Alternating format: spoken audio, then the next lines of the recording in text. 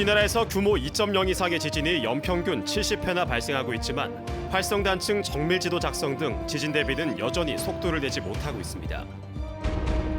원도심에 자리 잡고 있는 경주경찰서의 천북 이전이 확정되자 지역 상인들은 도심 공동화를 우려하며 반발하고 있습니다. 포항 스틸러스가 선수들의 체계적이고 과학적인 체력 관리를 위해 풋볼 퍼포먼스 센터를 조성해 본격 운영에 들어갔습니다. 여러분 안녕하십니까? 우리 국민들은 지진 위험은 높다고 인식하는 반면 대비는 미흡한 것으로 여기고 있습니다. 포항과 경주 지진이 지금껏 알려지지 않은 단층에서 발생한 것으로 드러나면서 활성단층 지도 작성의 필요성 등이 제기된 가운데 지진 피해를 줄이기 위한 다양한 논의가 진행되고 있습니다. 김철승 기자입니다. 우리나라가 지진 안전지대가 아니라는 것이 잇따르는 지진 이후 상식이 됐습니다. 실제로 지난 1999년 이후 한반도에서 발생한 규모 2.0 이상 지진은 연평균 70회나 됩니다. 한 조사기관이 1000명을 대상으로 온라인 설문조사를 한 결과 87%가 지진 위험 수준이 높다고 응답했고 지진 대비 수준에 대해서는 낮다는 응답이 74.9%나 됐습니다. 이에 따라 지진 피해를 줄이는 대책이 마련되고 있습니다. 특히 기상청은 조기 경보 시간을 앞당기기로 했습니다. 홍해 지진의 경우 20초가 걸렸습니다. 19년 현재 7에서 25초 사이에 지진 조기 경보를 발령하고 있는데 이 시간을 줄이기 위해서 온사이트 경보라든가 최신 경보 기술을 도입하는 연구를 진행하고 있습니다.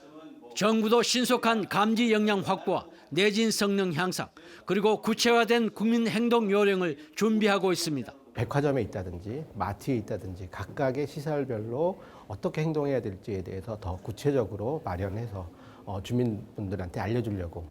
그러나 아직도 보완해야 할 사항들이 많습니다. 대표적인 것이 활성단층 지도 작성, 이루어지고 있지만 속도가 느립니다. 포항과 경주에서만도 여러 새로운 단층이 발견되고 있습니다. 지하 10km, 20km 심부에서 지진이 일어나고 있거든요. 실질적으로는 지하 심부 단층에 대한 조사가 지금 필요한 실정입니다. 각계의 전문가와 실무자들이 자주 만나 촘촘하게 마련한 대책과 실행이 주민 불안을 해소하고 피해를 줄이는 지름길이 될 것입니다. MBC 뉴스 김철승입니다. 국회가 유례없는 강경대치로 장기간 파행을 겪고 있어 포항지진특별법과 지진복구 추경 예산안 심사 등이 차질을 빚고 있습니다. 이에 따라 오중기 더불어민주당 포항시 북구위원장은 논평을 내고 자유한국당의 강경투쟁으로 포항 지진 지원 예산 1,131억 원의 국회 의결이 불투명해졌다고 비판했습니다. 정의당 경북도당도 3월에 이어 4월 임시국회도 성과 없이 끝나게 생겼다며 한국당은 포항 시민의 절박한 심정을 헤아리라고 논평했습니다. 지열 발전에 의한 유발 지진 감사를 청구한 포항 지역 사회연구소가 감사원의 엄정한 감사를 기대한다고 논평했습니다. 포항 지역 사회연구소는 지열발전소와 관련해 산업통상자원부와 넥스지오 등 관련 기관의 위법 행위 여부를 밝혀달라고 지난해 11월 감사원에 국민감사를 청구한 바 있습니다. 감사원은 산업금융감사국 인력을 투입해 산업통상자원부와 한국에너지기술평가원, 한국지질자원연구원 등 관련 기관을 대상으로 다음 달에 자료를 수집한 뒤 6월 중에 본 감사에 착수하기로 했습니다. 경주시가 경찰서 이전 부지를 마련하기 위해 의회에 제출한 공유재산 관리 계획안이 논란 끝에 본회의를 통과했습니다. 지역 상인들은 중심상가 침체와 도심 공동화가 우려된다며 강하게 반발하고 있습니다. 임재국 기자가 보도합니다. 2019년도 공유재산 관리계획 제2차 변경안은 가결되었음을 선포합니다. 경주경찰서 이전 부지 확보를 위해 경주시가 의회에 제출한 안건이 본회의를 통과했습니다. 상임위 안건 심사 과정에서 진통이 이어졌고 본회의에서도 의원 간 의견이 서로 달라 무기명 표결로 안건을 확정한 것입니다. 본회의에 앞서 경주 중심상가 상인들은 경찰서를 이전할 경우 상권이 침체되고 도심 공동화 현상이 가속화된다며 강하게 항의했습니다. 경주시는 지금 소멸도시로 진행되어 있는 가운데 원도심은 상당히 어려운 상황에 있습니다. 지금 공동화가 진행되고 있는 가운데서도 이런 공공기관 경찰서 같은 것들이 부도심으로 빠져나간다면 원도심 공동화는 더욱더 가수가 될 걸로 생각합니다. 공유재산 관리 계획안이 통과됨에 따라 경주시는 천북면 신당리 3만 3천여 제곱미터를 매입해 경찰서 신축 부지로 제공합니다. 기존 경찰서 건물에는 경주시 도시재생본부와 농림축산해양국 등 2개국 323명의 공무원을 이전 배치합니다. 경찰서와 MOU를 체결하고 또 부지 감정에 대한 본격적인 절차 등 후속 절차가 많이 남아 있습니다. 이런 것을 통해서 차질 없이 부지가 이전될 수 있도록 행정적 뒷받침을 해나갈 계획입니다. 경찰서를 이전하고 공공청사를 재배치하는 과정에는 여러 가지 어려움이 남아 있습니다. 경찰서 신축 예정 부지 중 90% 이상이 사유지여서 토지 감정과 매입 과정에 어려움이 많고 옛 경찰서 건물로 이전하는 공무원도 현재 경찰서 근무 인원보다 많아 실제 수용 여부도 미지수입니다. 특히 지속적으로 상인들이 반발하고 있어 경찰서 이전과 공공청사 재배치 과정에서 논란은 끊이지 않을 것으로 보입니다. MBC 뉴스 임재욱입니다. 경북도의회 소속 도의원의 국외 출장 심사와 보고서 공개 절차를 강화하는 내용의 조례안이 도의회 임시회에서 발의됐습니다. 조례안은 국외 출장을 심사하는 위원회의 민간 위원 비율을 3분의 2 이상으로 높이고 출장을 다녀온 뒤 제출하는 결과 보고서는 본회의 회의록에 남기도록 했습니다. 특히 출장 계획서 공개 시점을 출장 떠나기 전으로 명시해서 주민들이 출장의 적정성을 사전에 따져볼 수 있도록 했습니다.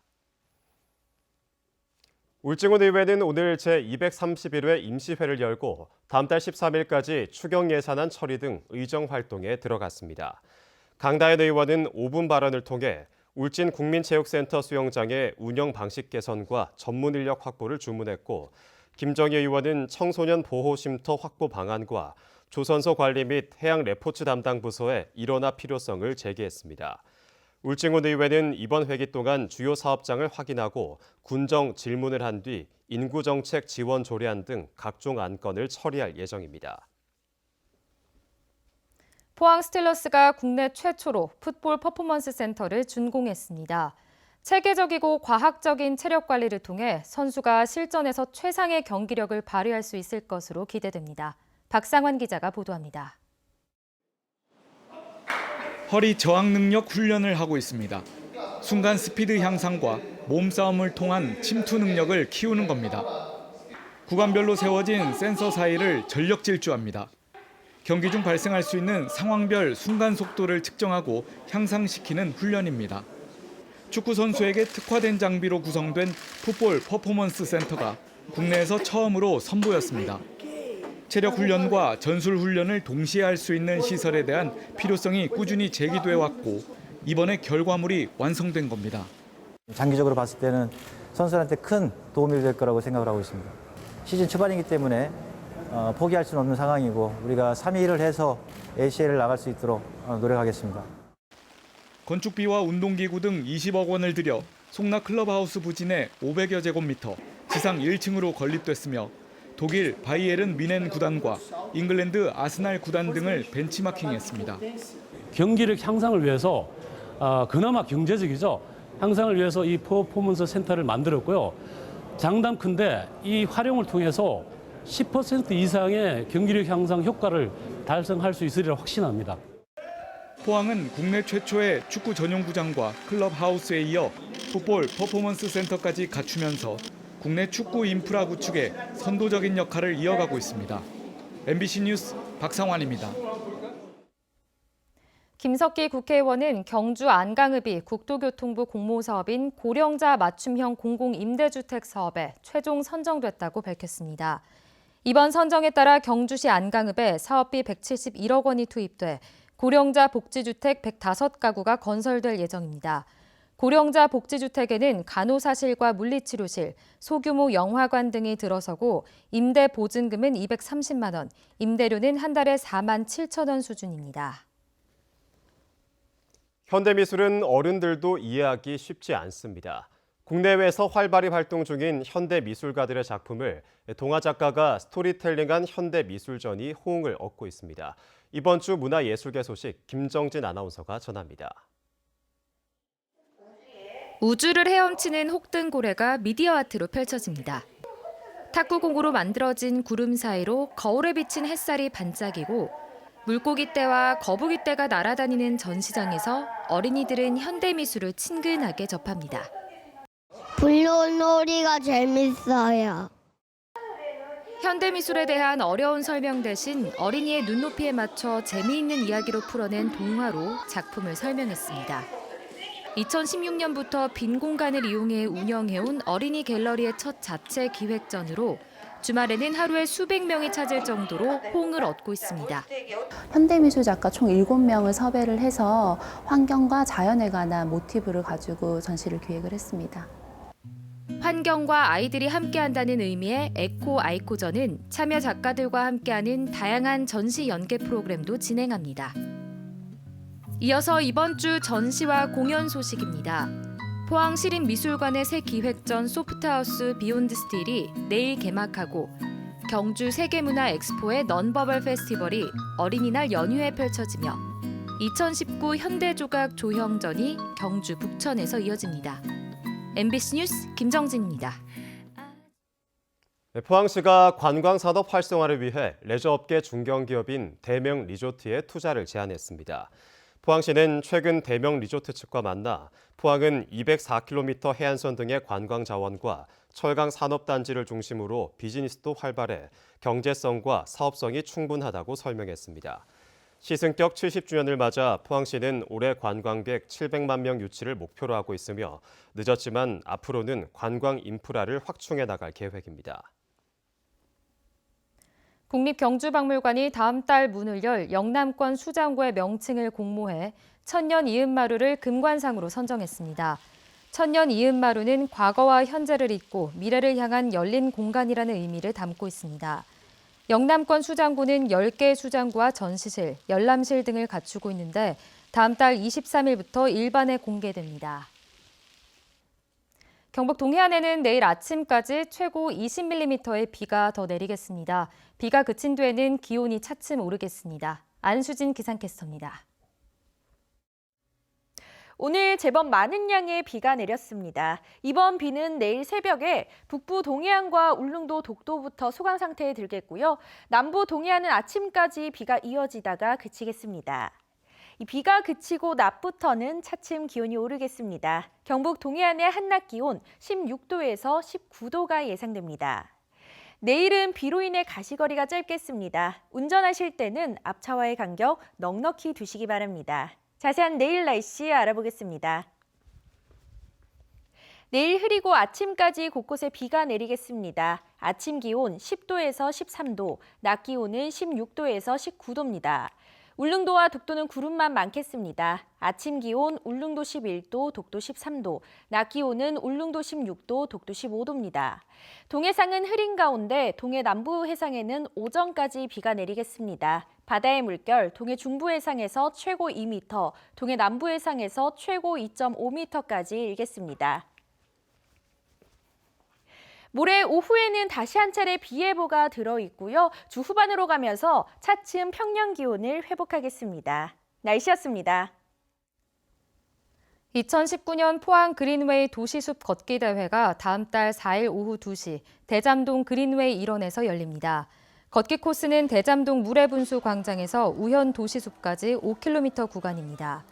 지난해 철길숲 걷기 대회에 이어 2회째를 맞는 이번 행사에는 푸짐한 경품 추첨과 인기 가수 허각 등의 다양한 공연도 진행됩니다.